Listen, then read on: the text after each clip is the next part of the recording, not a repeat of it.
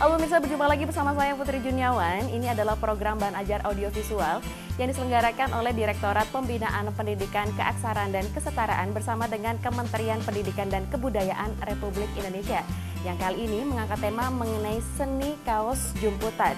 Penasaran? Mari kita simak liputannya.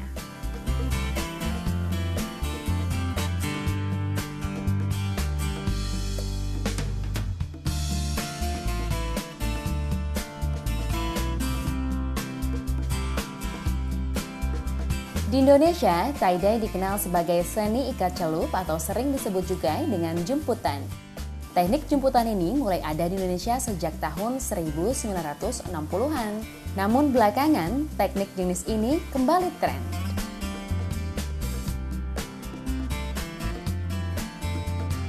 Berasal dari keluarga seniman, Surya Saputra menekuni seni tekstil warisan kaum hippies atau yang dikenal dengan Flower Generation yang mulai marak di tahun 60-an.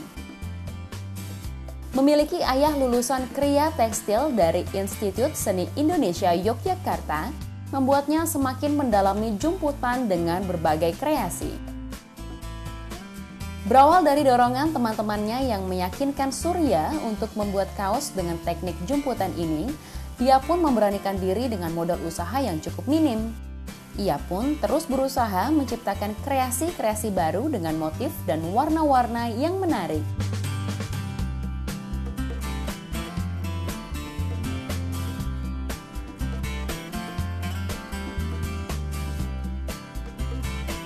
Setelah berhasil membuktikan keseriusannya membuat kaos dengan teknik jumputan ini, Surya pun memulai usahanya dengan menawarkan hasil karya seni tekstilnya ke teman-teman terdekat dan akhirnya melalui sosial media.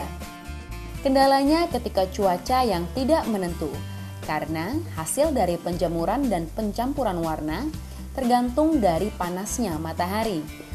Teriknya matahari membuat warna terlihat lebih terang dan keluar, begitupun sebaliknya. Untuk itu, Surya pun memiliki berbagai kreasi, motif, dan ukuran, sehingga pemesan bisa dapat memilih motif, warna, dan ukuran sesuai dengan yang pelanggan inginkan. Awal mula usaha ini, jumputan ini ya Mbak, itu dulunya tuh dari teman sih ya, teman bilang, kan tahu kalau orang tua saya di usaha batik. Nah, teman-teman tuh pada bilang, pakai bahasa Jawa ini, bahasa Jawanya, ya Mbak Weng gawe iki, gawe kaos koyong ini, kowe mesti iso. Bilang kayak gitu. Nah terus di rumah saya juga mikir, teman-teman bilang kayak gitu dan ayah saya bisa bikin kayak gitu, kenapa saya nggak nyoba? Ya udah saya coba aja bikin kayak gini, jumputan itu. Udah motivasi awalnya tuh gimana ya? Saya pengen bikin sesuatu yang beda dari teman-teman saya, dimana teman-teman saya tuh berusaha di bidangnya mereka di jalanan atau street art, di graffiti. Aku pengen bikin sesuatu yang berbeda dari mereka, yaitu di kaos jumputan itu sendiri. Apa aja? Alat dan bahan yang dibutuhin buat jumputan ini, awalnya dari pewarna ini pakai pewarna batik. Itu ada pewarna batiknya sendiri, bubuk batik, sama fiksasi buat matiin warnanya biar nggak luntur, sama kaosnya itu sendiri, kainnya pakai katun. Alat dan bahan yang dibutuhin, pertama bahannya dari kaos polos sendiri dari katun, terus ada pewarna batik, botol pewarna, karet, sama streaming. Alat dan bahannya, aku nemuinnya botolnya itu bekas dari semir, punya orang tua sih. Dulu kan cuma yang penting butuh botol buat naruh warnanya itu. Terus kalau warnanya sendiri itu kalau di Jogja gampang Pak, dapat di pasar-pasar itu ada. Bahan kain ini juga banyak di toko-toko tekstil, itu banyak kriteria yang bisa dimiliki kalau pengen punya usaha ya. Yang penting ya itu tadi, jangan pernah nyerah, nggak ngeluh, terus jadiin semua kesempatan itu, kalau emang kamu mampu, lakuin aja. Walaupun ada trial error-nya, Ya, tetap dicoba. Trial error itu banyak apa dikit, susah apa gampang, tetap dicoba. Biar hasilnya lebih maksimal lagi.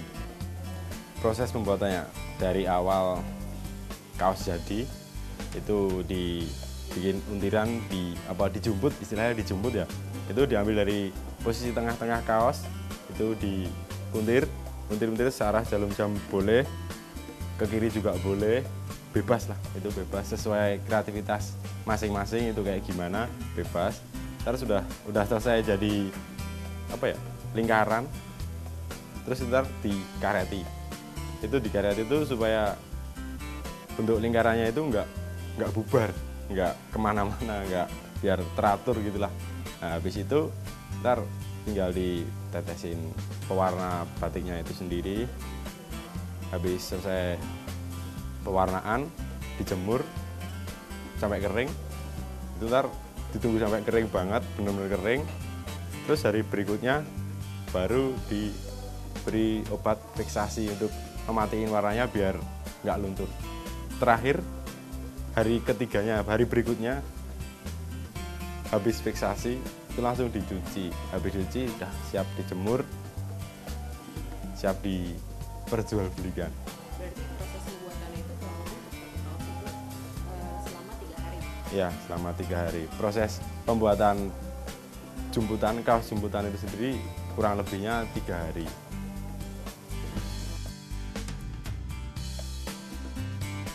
Usaha yang baru berjalan 1 tahun ini telah mengantarkannya dikenal di berbagai kota di Indonesia. Pelanggannya mulai merambah ke kota-kota besar seperti Surabaya, Bandung, dan Jakarta.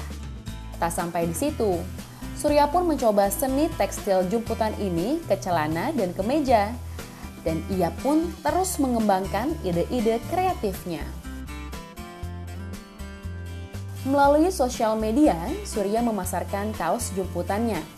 Proses pembuatan satu kaos ini membutuhkan waktu kurang lebih 3 hari, termasuk proses pewarnaan, penjemuran, dan proses pencucian. Alat dan bahan yang dibutuhkan untuk membuat seni tekstil kaos jemputan ini adalah streaming, bubuk pewarna, karet, botol pewarna. Bahan baku utamanya adalah kaos berwarna putih.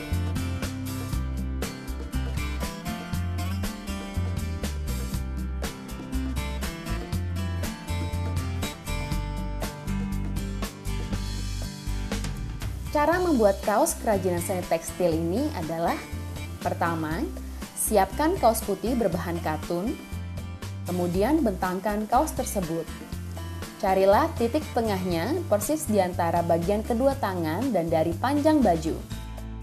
Kemudian, dijumput sesuai dengan kreasi yang kita inginkan.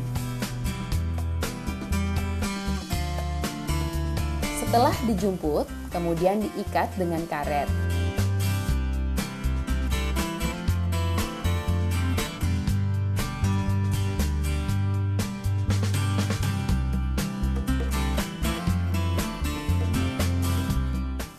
Setelah itu, siapkan bubuk warna dan dimasukkan ke dalam botol warna sesuai kreasi.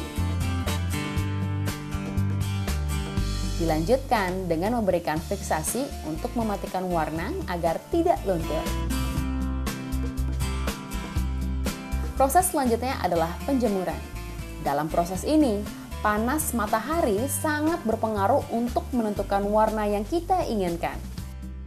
Di hari kedua, menggunakan obat untuk tekstil agar warnanya tetap bertahan lama. Memasuki proses terakhir, yaitu pencucian dan siap untuk dijual.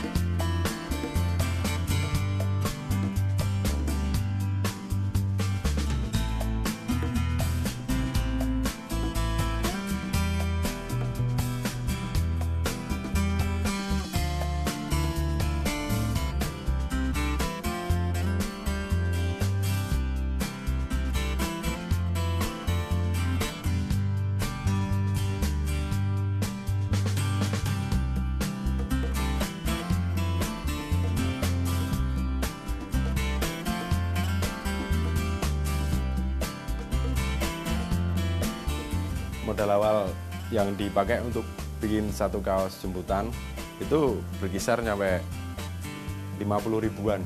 50 ribuan itu udah dapat satu kaos plus pewarna yang dibutuhin, ada warna merah, biru, kuning.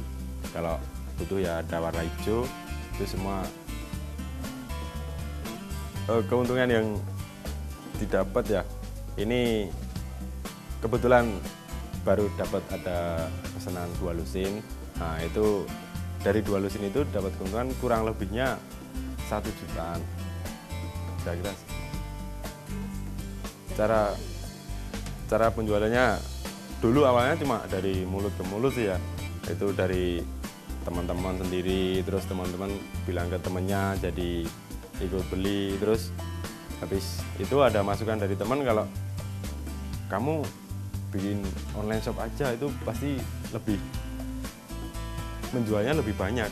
Nah akhirnya sampai sekarang ada online-nya dari Instagram itu sendiri. Ya, sosial media.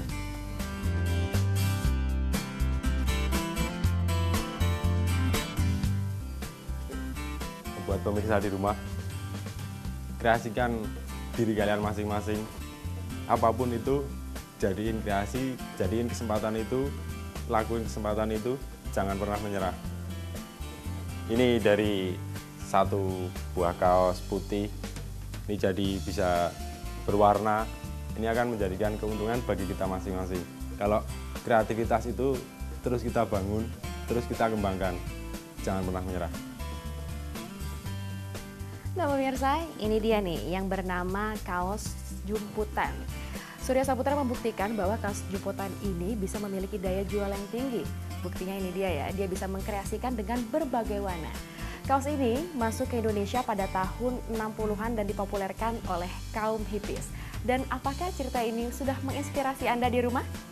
Saya Putri Juniawan bersama dengan Direktorat Pembinaan Pendidikan Keaksaraan dan Kesetaraan dan Kementerian Pendidikan Republik Indonesia. Sampai jumpa di kesempatan berikutnya.